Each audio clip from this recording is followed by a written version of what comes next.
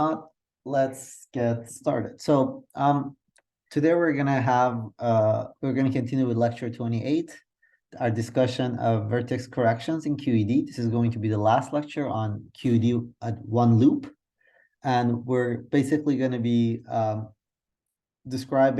finishing the calculation we started last time, providing physical interpretation for the vertex correction, and I will comment on an observational fact to convince you all these integrals and gamma functions and analytic continuations and 4 minus epsilon business that sounds like magic, well, actually comes out of it is a number that people measure in experiment, and we observe it to match the experiment to 13 significant digits.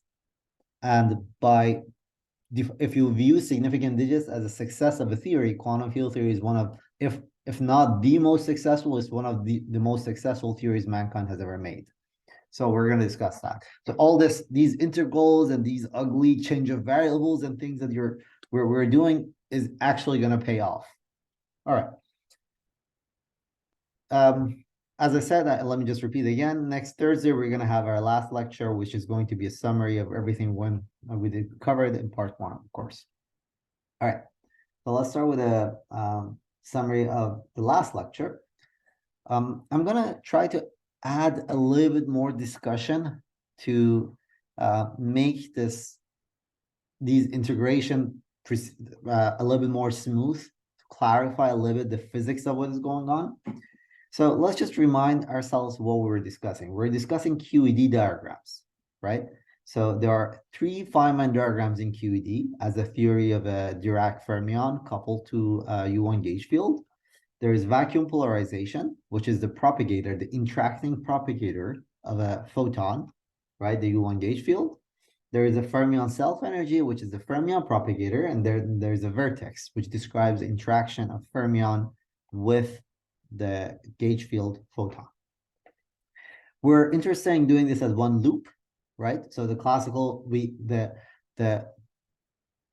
0th order, we calculated this was a free propagator. You recall how we quantized free gauge theories. This was a free fermion propagator. This was there's no free contribution here, right? So the tree level amplitude here was minus IE gamma mu, right? That was a tree level thing.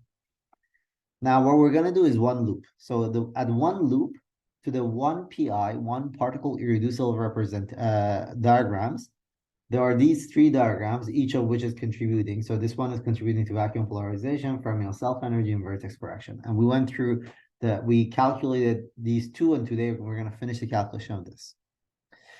Because these are diagrams in gauge theory, we should be careful how we regulate these. These all have divergences coming from the loop integrals. We said in QED, every time we have a loop, we have to integrate over the momentum of the loop, and these guys diverge. Now, the type of divergences that come up, there could be log divergence in energy, or they could be polynomial power laws.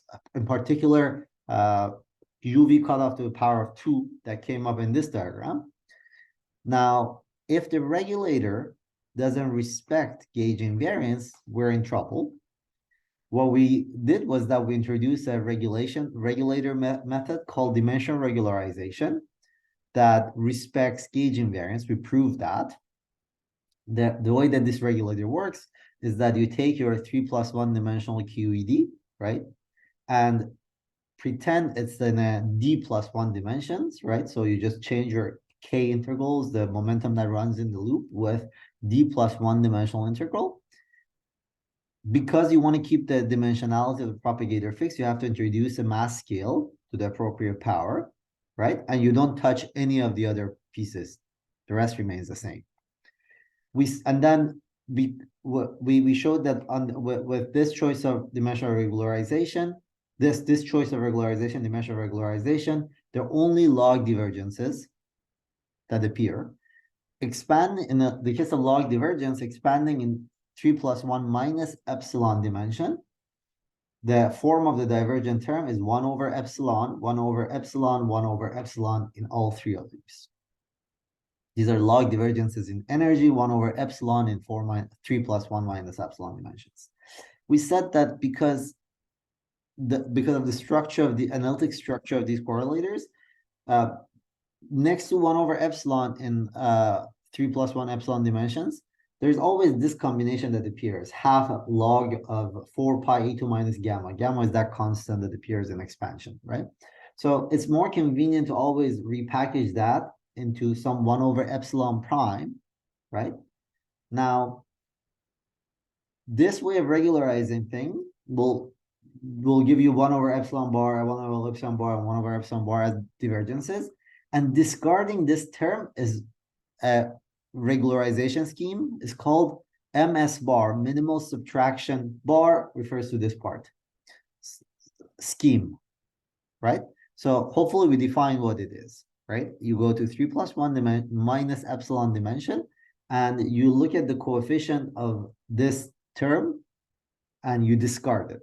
That's called MS bar subtraction scheme, right? Any questions about this? It's a regularization method. All right.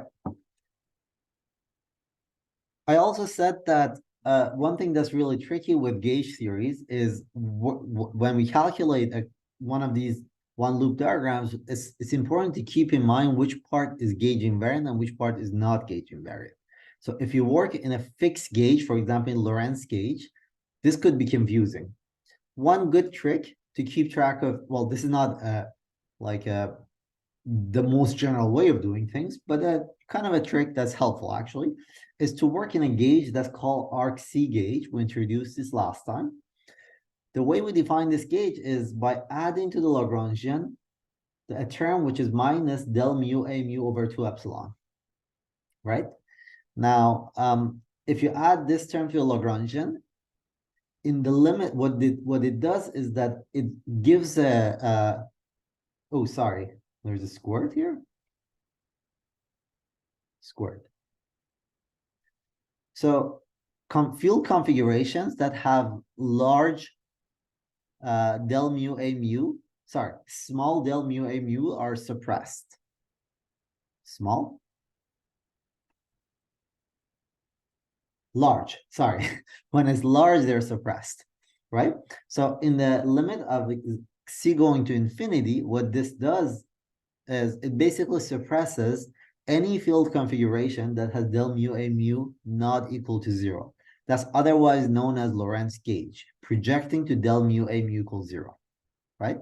So with this choice, you could just repeat our Gaussian free field gauge theory quantization. You learn that the action, you could rewrite it in this way. And then if you remember, this was just the inverse propagator, and all I've done is just I've done integration by parts. This is then you notice that this is inverse propagator in real space. So the actual propagator in momentum space, the momentum space propagator takes the following form where we've introduced this for time ordering, and this is C minus 1. And if you set C equals 0, you recover the good old Lorentz gauge that projects to, yeah, that we discussed many times. Are we good? One neat fact about this arc-C gauge is that it's very useful for non-abelian gauge theory as well. But we're not dealing with that yet. All right. So fermion self-energy, we discussed it last time.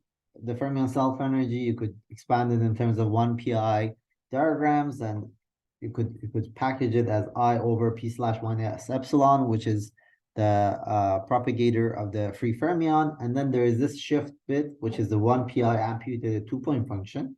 So if you want to calculate the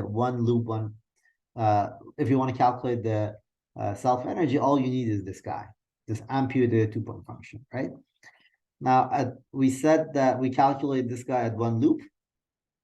We found in the MS bar subtraction scheme in 3 plus epsilon dimension, 3 plus 1 minus epsilon dimension. So this is the expression we found. We found the term that is divergent is alpha over 2 pi. Recall alpha, yeah. Okay, so do you guys recall what alpha over 2 pi is? You remember what is the role that alpha over 2 pi plays? Well, I'll leave that to you guys to remember. But this is the coupling in QED, right? 3m minus q slash minus mc. So when we did the calculation, I was working a particular gauge, but here you see the c dependent, right? Then there's in ms bar subtraction, this is the divergent term you discarded. The remainder is this bit. So this is the way that I've written it. I've written very explicitly. This part is the sorry.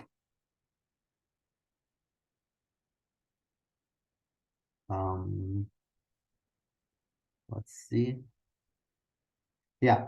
So if you look at the propagator, there are two terms in it. There's the eta mu term and then c minus 1 term. So here I've split it into two pieces, right? The part that has to do with that eta mu, and then there's a part that's proportional to c minus 1, right? So these are the expression we found last time. And we said that the physical interpretation of this is that when you look at the 2-point function at one loop, this looks like minus I over Q squared minus the mass, renormalized mass, and then there is some Z2, which is a wave function normalization. The whole thing is multiplied by that, right? Now, we said we can read off the M pole from by solving this equation. This is M of MS bar. Hopefully you recall what M of MS bar means. So it just means that it's M plus sigma of P at with MS bar regulator, right? The MS bar term. And then this is the correction, right? So this is the first alpha prime correction. This is a one loop correction, right? And then the coefficient of it is, of course, running with scale, right? And we also found, so this was the pole. We said that the residue of the pole will give you this coefficient Z2. And interestingly, I didn't comment on it last time, but if you just keep track of C in there, you learn that the coefficient of this term is actually C dependent. So it's not gauge invariant. In particular, in Lorentz gauge, this term will just vanish, right? So we have to be very careful about every term that pops out of these calculations, whether they're gauge invariant or not. Something that's not gauge invariant is just unphysical, right? That's nonsensical. So we want to make sure that we're talking about physical stuff. All right. Now, this was our discussion of the fermion self-energy. Are there any questions? I'm just reviewing what we did last time.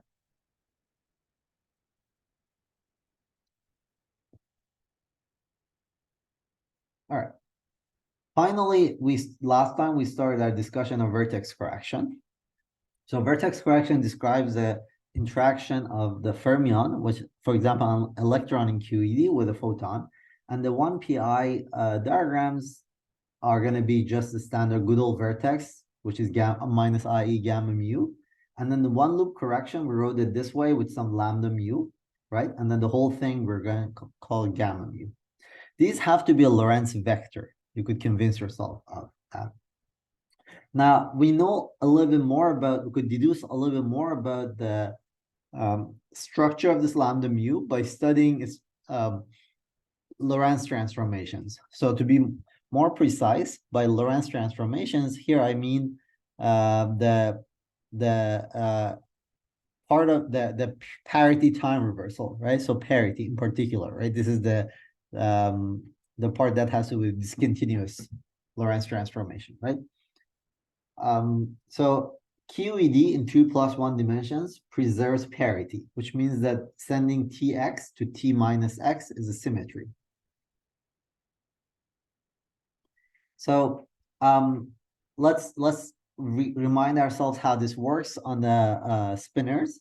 When you take some fermion creation operator, PP will just flip the sign of P, right?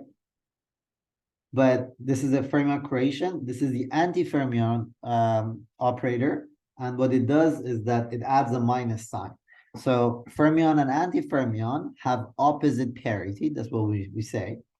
Now, if you look at the psi field, PP psi will give you a gamma 0. We discussed this in more detail, right? And P psi bar P will give you, well, X is of course 10 to minus X, that's parity transform.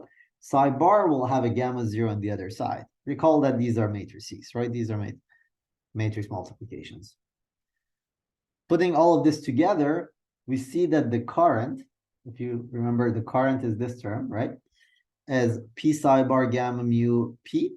And under parity, the 0 component of this will just pick up a minus sign here. And the I component of it, the vector component of it will pick up minus sign. We could repeat this for gamma 5 gamma mu. And we find that the 0 component will pick up a sign and the I component will not. In summary, you could do this for yourself a little bit more slowly. What you discover, the summary of what we just said, is that we discover that psi bar psi is a scalar, is a Lorentz scalar.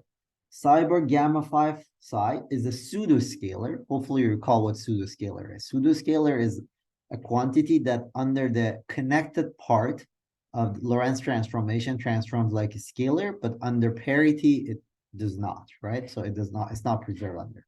Yeah. Psi bar gamma mu psi is a vector. Psi bar gamma 5 psi gamma mu psi is a pseudo vector, right? So having said all of this, what we deduce is that this gamma mu, which is the 1pi vertex, right, should have definite parity so that at tree level, gamma mu is the whole thing is proportional to the Dirac matrix gamma mu and cannot involve gamma 5 or gamma 5 gamma mu, right? So you push this a little bit further and more systematically, you find that from using parity, so this is a homework problem, using parity, you learn that you can write down the full vertex in the always in the following way, right? Here parity just means Lorentz invariance, right? Using Lorentz invariance, we can write it as a of q squared, which is Lorentz scalar, Dirac matrix gamma mu, plus another Lorentz scalar, k1 plus k2 mu identity, plus cq squared k1 minus k2 mu identity. Just recall that in this diagram, well, actually, sorry. Recall that in the diagram we're discussing,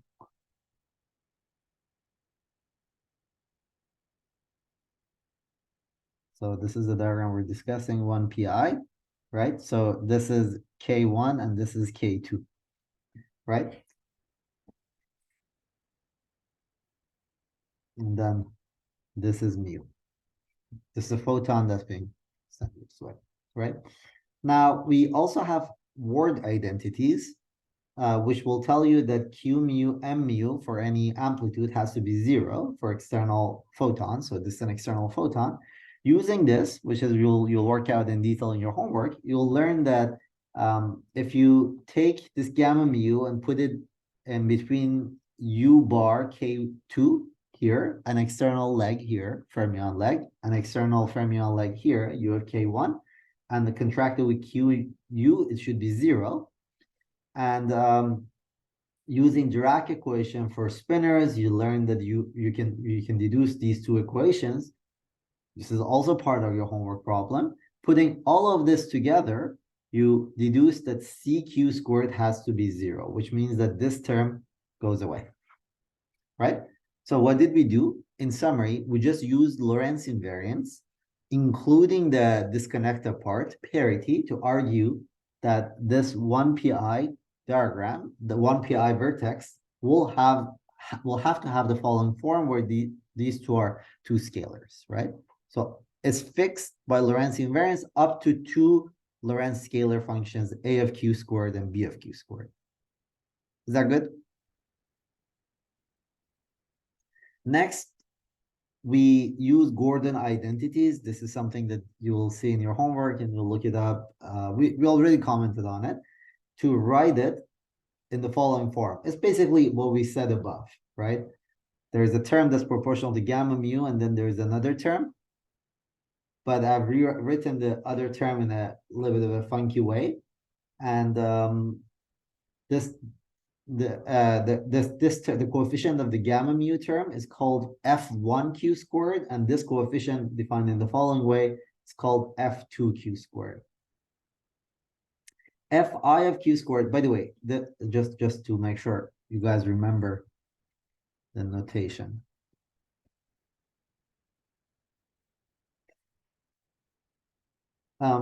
This Fi of Q squareds are called electromagnetic form factors. They describe the vertex of QED, quantum corrections to the vertex of the QED, right? So they describe everything about QED in a sense. So they're called electromagnetic form factors, and they're very important. We're gonna calculate it, actually Schrödinger calculated at one loop this value a long time ago, and we are going to compare it to the experiments. So they describe how the fermion, the particle, interacts with the electromagnetic field. For an electron, we define the following quantity, G, which is 2 times F1 of 0. 0 means that very low energies, right? Plus F2 of 0. This is a parameter called G. It's called magnetic moment. It's the magnetic moment of an electron in units of Bohr magneton. Bohr magneton is E over 2m, right? So G minus 2 is something that's order alpha over 2 pi, and it's called the anomalous magnetic moment. Otherwise, this is the correction, the first quantum correction due to of QED to the magnetic moment of an electron. So we're going to calculate this, and we're going to compare this to the result of the experiment, and we're going to see that it matches the experiment really, really well. This is one of the cleanest measurement, results of QED that matches experiments really well. So is the idea of anomalous magnetic moment clear? You could read up on this, and I absolutely encourage you guys to read up on this. It's a beautiful story. It was one of the reasons that QED is like survived. Quantum field theory became quantum field theory. It was this calculation that people calculate this at one loop and then at higher loops. We've gone all the way to 5 loops, I think to 3 loops, and the expression is known analytically.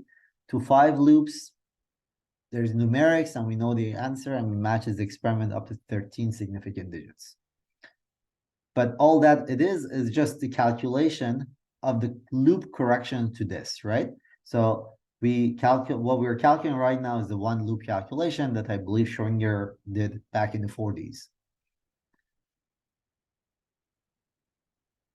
Good.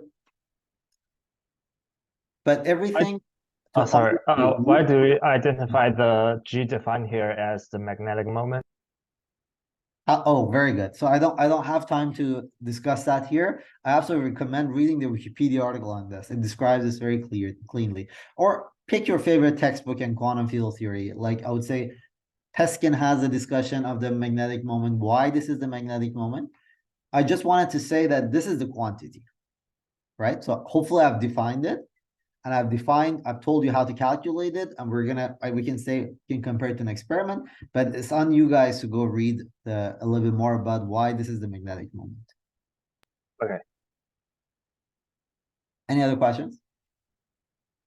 But to an arbitrary order, like perturbative or not, these two functions, F1 and F2, are the things that define the interaction vertex, the QED vertex, right? Perturbative or not. But we're doing the calculation in perturbation theory in alpha prime. Not alpha prime. In loop corrections. Good? All right. Any questions?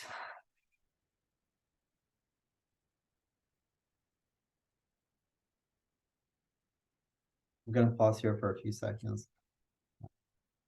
Just making sure that you guys know what we're calculating. Good. So anomalous magnetic moment is the thing that comes up in all the time. You could calculate this for different fermions, right?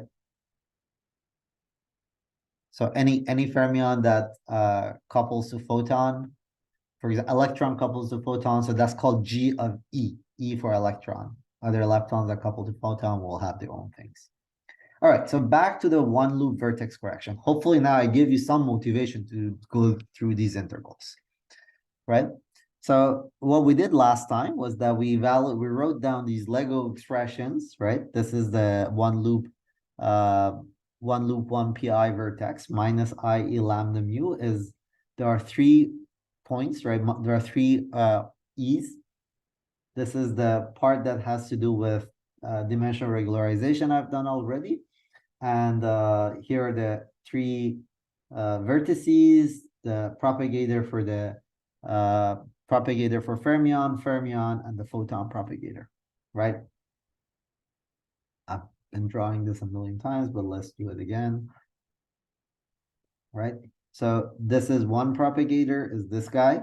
This is the other propagator, is this guy, and this propagator is this guy, right? So by these notations that I'm going, this is K1, K2, P, and that's it. All right. So in the last lecture, 2 days ago, what we did was that we argued for the divergent piece of this lambda mu. We said that the divergent piece is independent of K1 and K2. Actually, I suggested that you guys look into it, but it's a true fact, and you could easily convince yourself of it. And the divergence piece turns out to be alpha over 2 pi c 1 over epsilon bar gamma mu. This is in the MS bar subtraction scheme, and this is a gauge parameter arc C. Once again, you find that this piece is not gauge invariant, right? So it depends on C. For example, in Lorentz gauge, this term just vanishes. Now, here, because you have 3 of these propagators, right?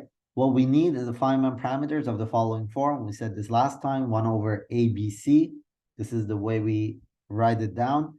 We often instantly do the x integral to get rid of this delta function and write everything in terms of an integral over y and integral over z.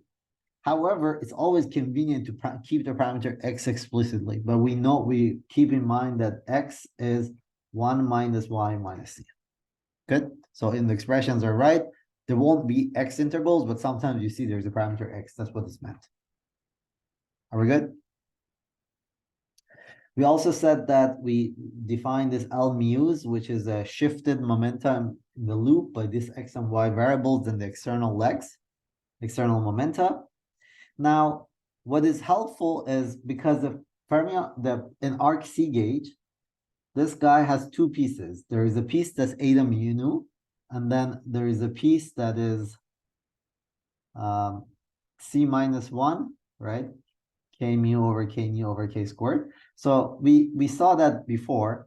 It's always easier to treat these 2 terms separately, because in Feynman, this guy has an extra parameter K squared downstairs, and it requires a different Feynman parameter method, right? That's why we do it, right? So every time I say the C equal 1 piece, or in C equal 1 gauge, I'm talking about this term, right? All right. When we set C equal 1, we're talking about that eta mu nu term in the propagator. And this is the contribution we find, right? So here I'm still writing the integral over x mu y z and the Dirac delta of the Feynman parameters explicitly. This is what is in top, right? Now, we use Clifford algebra and Gordon identities, or actually I hinted at it, but it's just a few lines of algebra. It's nothing really complicated to rewrite this in the following form: L2 minus 2z plus d minus 1 xy q squared. So this is the expression you find, but remember that you have seen these 2 structures. The final answer we are looking for had a piece that has f1 of q squared, which is a coefficient of gamma mu. This term is a coefficient of gamma mu.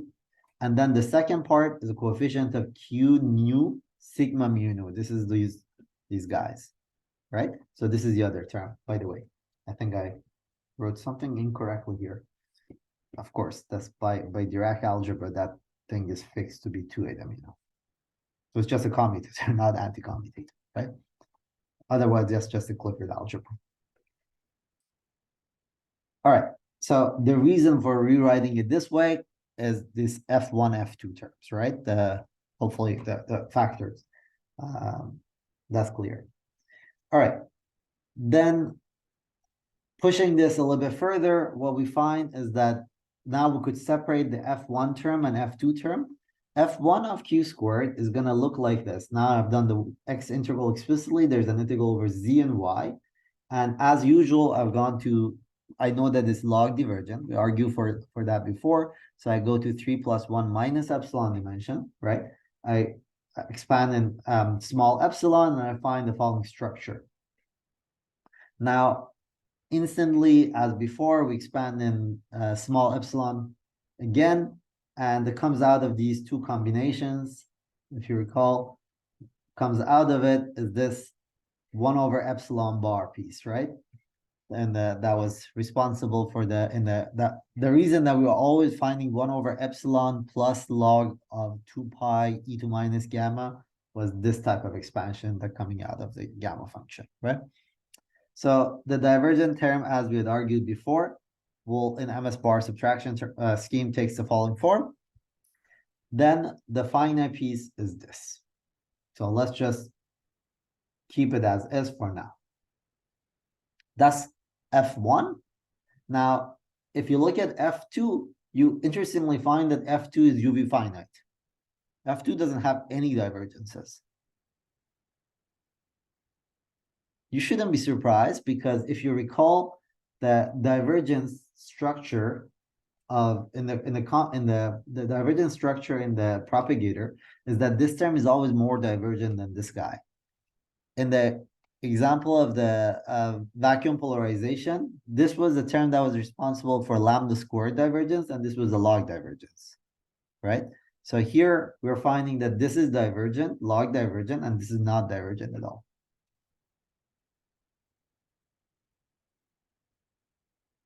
Oh, sorry, I haven't said that yet. Well, whoops, I jumped ahead of myself. Never mind. All right, so this is the F2 of Q squared that C equal 1. That is UV finite. Now we look at the C minus 1 term, and we need a different Feynman parameter method because we have now 4 factors that look like propagated downstairs. But the structure of it is 1 over ABC squared. This is the Feynman propagator thing. So here's a hint. You guys think about what's Feynman parameters in the most general form.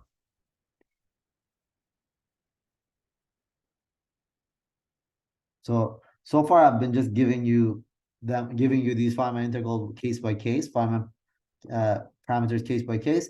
Actually, if you open Peskin Schroeder, there's a whole 1-page long discussion of these Feynman parameters in full generality if you want to know where they come from. All right, in this case, the C minus 1 term contribution to F1 is alpha over 4 pi C minus 1 minus, this is the divergent term, which you can totally see is gauge dependent. And then this is the finite piece, right? It looks kind of ugly, but you'll see in a bit that, well, from this expression, what you should know is that the finite piece is the one that we're interested in. And first of all, it's one loop, right? Alpha over 4 pi. Second is gauge dependent, as we have written it, right? Okay. So in summary, these expressions might look like hard to interpret, but let's summarize, make some basic comments about them. First of all, F1 of Q squared is not gauge invariant, and it has log divergences. F2 is finite in 3 plus 1 dimensions. Now, we said that the way we deal with these divergences is by performing measurements, right? And these just tuning, absorbing the divergences as the difference between the physical observable and the bare parameters, right? These are called renormalization conditions. We'll come back to renormalization condition in part 2 of the course. But basically here, our renormalization condition is that F1 renormalized at q squared equals 0 is 1.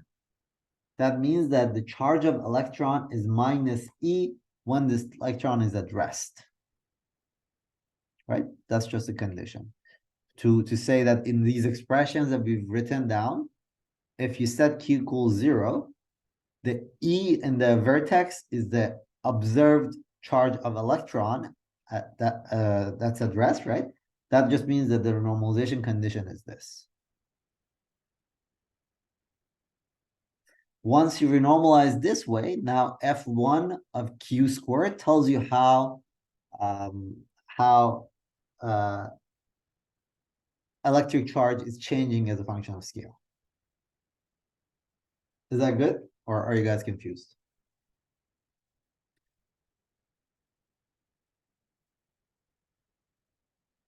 All right. So now how does it change as a function of scale? F1 of Q is a function of Q squared. We write it as in the following form, F1 of Q squared. So renormalize F1 of Q squared is F1 of Q squared minus F1 of 0 minus 1, right? This thing is finite. If you recall, this is very similar to the renormalization that we dealt with in vacuum polarization, where we define pi q squared as pi q squared minus pi of 0, right? So this is an analogous thing that we were doing here. Now, this way, G minus 2 over 2, right? Remember what this is the anomalous event, the magnet. It's the anomalous magnetic moment, right? It's 2 times F1 0 plus F2 of 0, right? F1 of 0 is just 1. F2 of 0 is a finite thing you've calculated, right?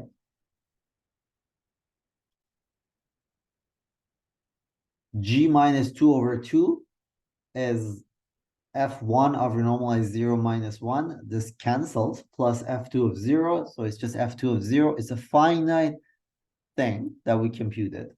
What is it? You just do the integrals. F2 of 0. Let's just come back up here. This is what we're dealing with. This is F2 of 0, right? You just have to plug in here Q squared equals 0. Remember the definition of this delta. Plug it in and perform the integrals. When you perform the integral, the result is going to be alpha over 2 pi. That's it. It's just find an integral, no tricks, nothing weird. So we learned that G minus 2 is alpha over pi. This is the one loop correction to the anomalous magnetic moment of electron that was calculated by Schrödinger back in the 40s. And of course, it was measured to be correct.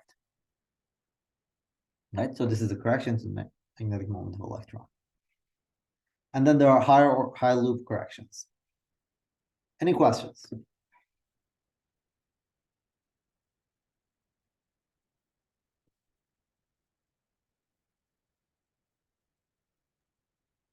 You've been working through this entire example in 3+1 dimensions. Yes. How would things change if we went to D+1? Or would things qualitatively things change, or is just the calculation intensity changes? No. The theory would Okay. change dramatically. Oh, okay. So basically, the way to think about it, well, to understand how the theory changes in different dimensions, you have to do renormalization groups systematically. So far, the analysis we've been doing is very 3+1 dimensional. And in 3+1 dimension, we discussed the structure of these divergences. The log divergences were the ones that were not offensive for gauge theories, blah, blah, blah. In lower dimensions, often the theories are better behaved, meaning that we'll see that there are less divergent. The diagrams that diverge there are less of them. As we go to higher and higher dimensions, it just gets worse and worse. Just for your own interest, in case you're interested, the grand framework of quantum field theory is the modern understanding of quantum field theory, which is not necessarily in this perturbative language, is that you shouldn't be really talking about pure quantum field theory.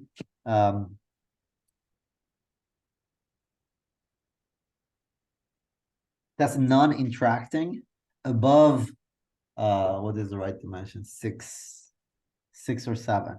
Yeah. In dimensions above that, for many reasons, you can't really have a healthy interacting theory.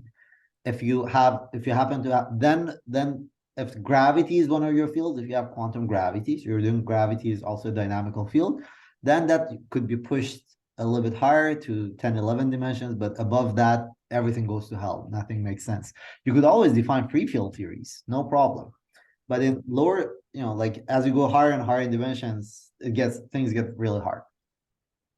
Well, this is modern understanding, so you have to understand field theory and blah blah blah.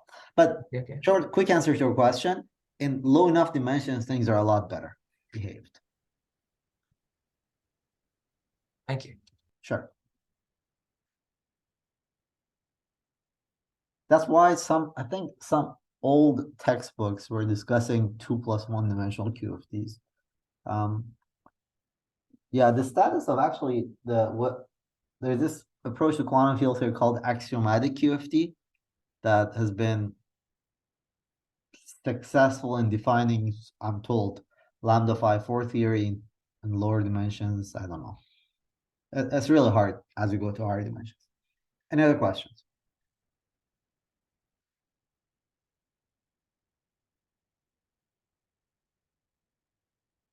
Now, finally, we're going to discuss infrared divergences. So we spent quite a bit of time talking about UV divergences, and we worried a lot about them, but now it's time to pay a little bit more careful attention, pay attention carefully to the expression that we found finally. This F1 Q² minus F1 0, even though it's UV finite, what does that? It has an infrared divergence. So what does that mean? This was the expression we found at one loop.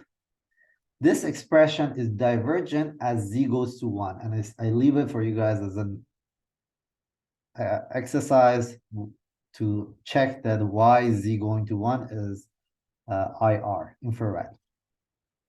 So this integral, I have to do it from d z 0 to 1, 0 to 1 minus c. Near z as z goes to 1, sorry, z goes to 1, it diverges. And this is an infrared divergence. Infrared divergences have a very different interpretation from ultraviolet divergences. And it's not something that we can push under the rug by redefining parameters. They are a lot more physical, and the research on infrared divergence is an ongoing topic. It's an active area of research these days. But QED has infrared in 3 + 1 dimensions has infrared divergences that we're going to discuss right now. Good? Is it clear? So why did we get an infrared divergence? We got an infrared divergence because what we were dealing with is the question we were asking was unphysical. In any calculation of scattering, any scattering problem, where there's an external photon leg, right? What we were asking was, we were asking about the amplitude or total cross section that these divergences come up when you ask about the total cross section, right? For final states. Now, a final photon, because photon is massless, can have energies arbitrarily small. Q1 minus Q2, sorry, K1 minus K2 could be arbitrarily small. Now, any physical detector is incapable. There is always a small energy that is not going to be observable. And a physical detector is only sensitive to at most some lowest like lowest energies. It can't possibly detect arbitrarily long wavelength photons. The divergences that are coming up have to do with the fact that we're asking for a total cross section that includes arbitrarily low energy photons. Now, such things are not observable. So for any physical detector, what we should do is that we should always set the minimum energy. And turns out that if you set a minimum energy, the result is always finite. Another way of saying it is that if you ask a total cross-section from up to a certain minimum energy, the divergence cancels from what you're asking, what we're calculating. The topic of these, let me say it a little bit differently. So this is the diagram we're calculating. The same diagram and a final photon here. If this is arbitrarily low energy photon called soft photon, they're indistinguishable from the point of view of the detector. So you can't really distinguish them. Soft photons, the radiation of soft photons is called Bremser-Strahlung. This is just like it's an expression that is studied in QED, all the gauge theories. It's a feature of gauge theories. Does anyone know why?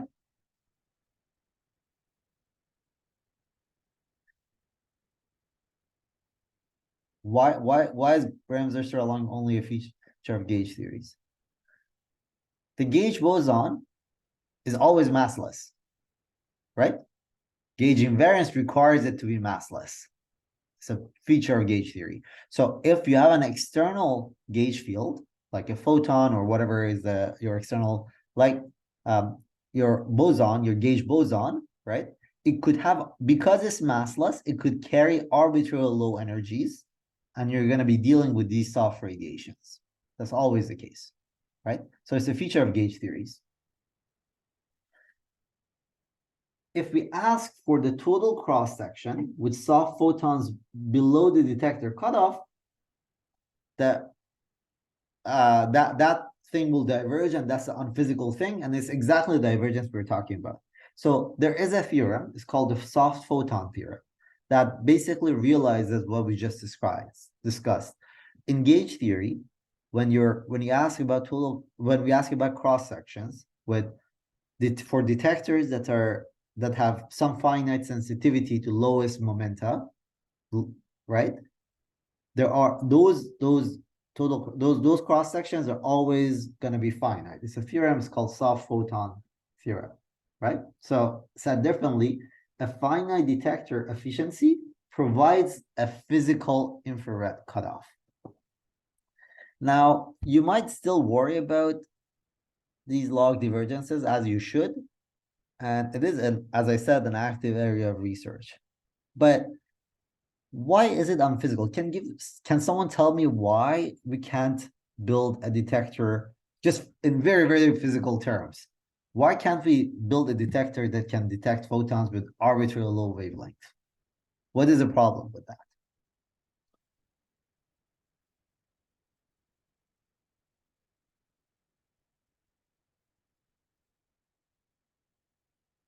Like, for example, a photon with wavelength of 10 kilometers. How would you detect that? Or like, I don't know, a photon with a wavelength of 1 light year. You have to go back to Is this like a lecture one. causality issue? No. Okay. You have to go back to lecture 1. That if it's something from optics, that like classical optics, you have seen. If you want to see a wave of a certain wavelength, right? Your detector should have at least a physical size comparable to lambda. Otherwise, lambda will go through your detector. Sorry, lambda, I said. The wave. It has to be comparable. The size of the detector has to be comparable to wavelength, right? There is this lambda over 4, wavelength over 4 bound. And it's just in optics.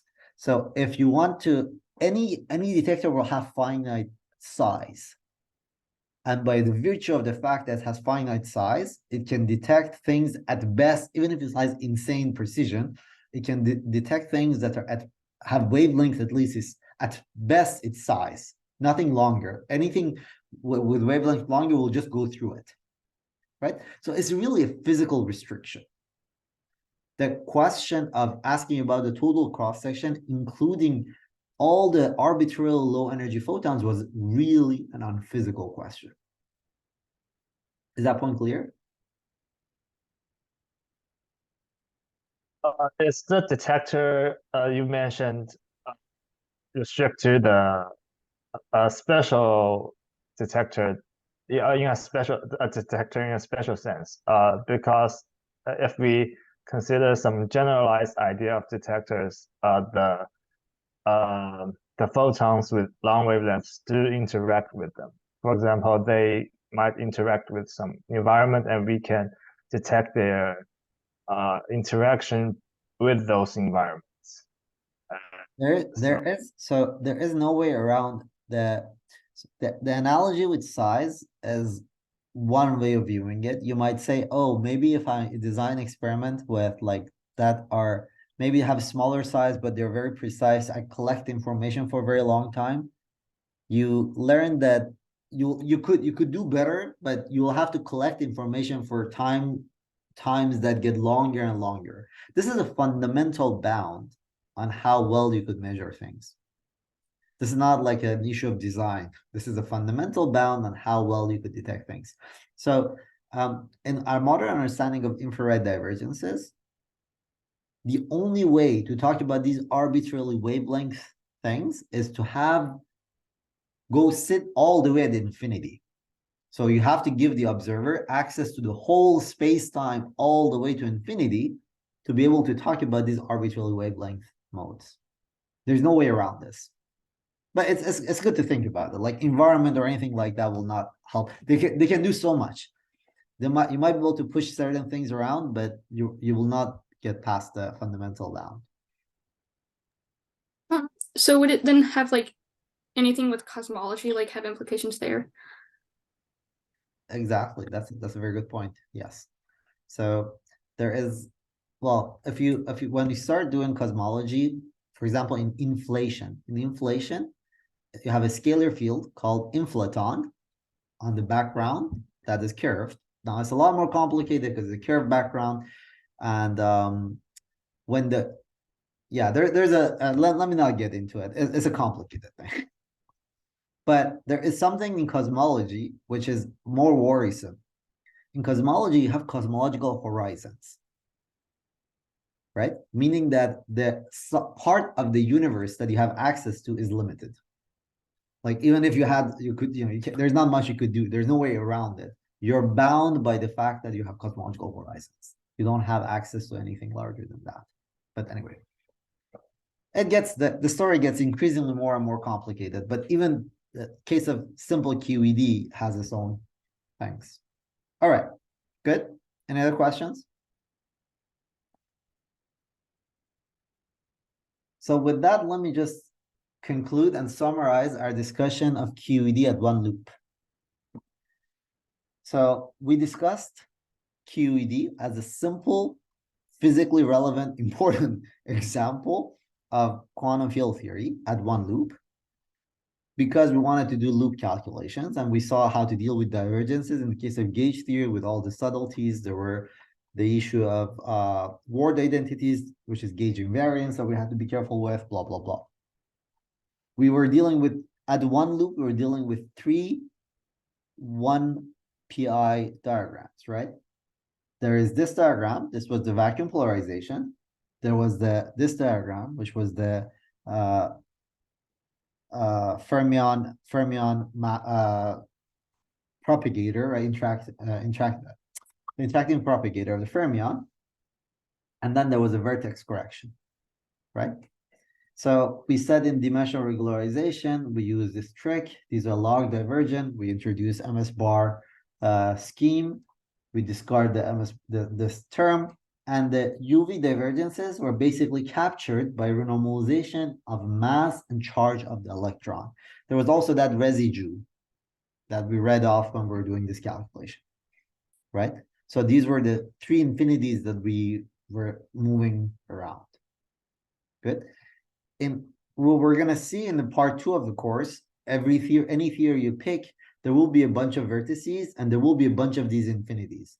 Your theory is renormalizable if there is a finite number of such infinities that you could renormalize by making finite number of observations, right?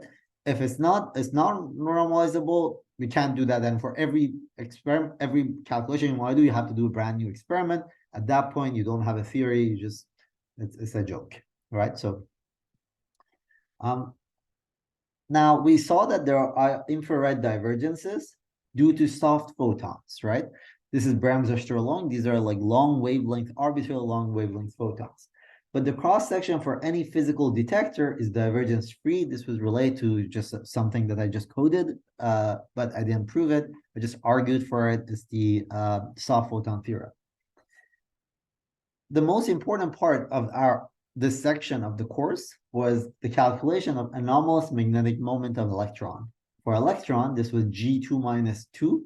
We defined this in terms of this F1 of 0 and F2 of 0 that were calculated as vertex corrections in QED. At one loop, we found the result to be alpha over 2 pi, which is this expression, this number. It has been calculated up to 3 loop, alpha to cube, and is analytically and alpha 5 actually numerically. So here's the answer. Here's the answer. These are very hard calculations, but people have done them. 0, 0, 1, 159, 652, 161, blah, blah, blah. And people measure this really, really well. Here is the answer, right? So you see that it matches really, really well all the way up to here, right? And then it starts deviating, and the deviation matches the calculation, the error bars of the calculation. Now, as you get to here, pushing this further down is a lot more complicated, because you're not, our universe is not pure QED. There are all sorts of other particles. There are all sorts of other interactions. So this is not a simple, it's not to do this calculation, it's not like they take a single diagram and just draw a whole bunch of loop corrections to it. We're dealing with stanomolar particle physics, all sorts of interactions. You have to make sure that a lot of them contribute to this, and you have to make sure we take everything into account. But once you do that, it's been matching experiments up to 13 significant digits. So the measurement of the anomalous magnetic moment is accurate in one part in 10 billion, making QED one of the most successful theories mankind has ever made. Now, so far, we haven't found any anomaly. We haven't found any failure of the theory. That's why we take QFT so seriously, and that's why we've been pushing it, right? So quantum field theory has been incredibly successful in spite of all these weird tricks that we play. But these weird tricks, now we understand what they are. 50, 60, 70 years ago, they were weird tricks, but now we understand what the origin of these are. All right. Any questions? This is the end of this lecture. And this section of the course.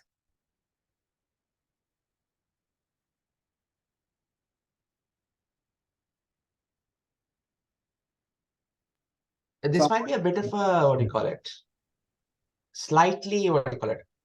Out there question, but so people have measured results of QFT, it's a QED, and seen a lot of success. But if people, I presume if researchers want suspect that it might break somewhere, what points exactly can it break? Like, what's the suspected points of attack, so to say? So there are a bunch of things. First of all, well, for this you have to do renormalization theory, right? Okay. So when you do renormalization theory, you realize that QED or any other thing, stanomolar particle physics, is always an effective theory, meaning that everything is nice and good up to an energy scale. Above those energy scales, there might be new particles yet you have not discovered. There might be some particles that are very, very heavy. You have not discovered them yet. And because you're pushing this calculation to many, many digits, they are indirectly appearing here, even though you have never detected them. This is actually one way that we hope to discover new particles. This is called precision measurements, right? We're doing a calculation we know very, very well, looking for anomalies, for signatures of new particles we haven't discovered. We might not have enough energy to produce those particles directly, but we can see them mess up our calculation. This has happened before. We've discovered particles by finding that a mismatch between our calculation, and the measurements. Now, but what is important to know is that QFT is not about QED. QFT is quantum field theory that tells you when you have a mismatch, you're probably missing a particle, you include it, and it's all going to be nice. right? So we are heavily relying on the framework of quantum field theory. It might not be QED, but it's not standard model particle physics or whatever it is. Now, quantum field theory is known to fall apart, is expected to fail at very, very large energy scales. That's the Planck length scale. We know that at that length scale, things have to go to hell. That's not negotiable, right? But up until there, which is really, really far away, it's about 10 to 19 TeV. So that's a very, very large energy scale. The energy scales that we're probing at LHC, our biggest colliders, is 10 TeV. That's like, so we're still 18 orders of magnitude off. So that's we're safe for a while. Me and you and a bunch of like the few next generations are safe, at least in terms of collider physics. The hope is that cosmology or maybe other indirect ways of thinking about this will provide some data. But QFD is the framework that we really has been extremely successful. Okay. Thank you. Sure. Unfortunately, we won't have time to discuss normalization group systematically in this part 1 of the course, but well, for those of you guys who are interested, we'll do that in part 2, and it will explain and demystify these infinities. Any last questions? So I will post, hopefully by the end of the week, I'll post your last homework, and yeah, I think it should be. That's all I had to say. On next Thursday, we're gonna have our last lecture, which is a review of everything we've done. Any last question, guys?